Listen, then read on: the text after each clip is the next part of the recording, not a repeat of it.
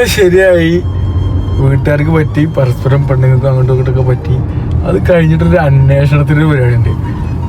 അത് കിട്ടി വരുമ്പോഴാണ് പക്ഷെ നാട്ടുകാരാണ് ഇതൊക്കെ തീരുമാനിച്ച ഏതെങ്കിലും ഒരു കല്യാണി മുടക്കി തന്നെ നമ്മളെ നാട്ടിലുണ്ടാവും.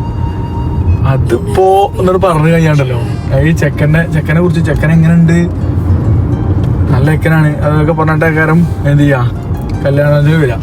ലാസ്റ്റ് മൊമെന്റില് ഒരു ഏട്ടന്മാരും അല്ലെങ്കിൽ മൂത്താപ്പാരൊക്കെ ഉണ്ടല്ലോ ഒരു അന്വേഷണം.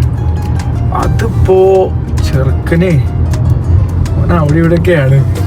പണ്ട് കുറച്ച് മുടിയൊക്കെ കളർ ചെയ്തിട്ടുണ്ടെങ്കിൽ അതിൻ്റെ ഒക്കെ ഫോട്ടോ തപ്പി പിടിച്ചായിട്ട് കാണിച്ചെടുക്കും.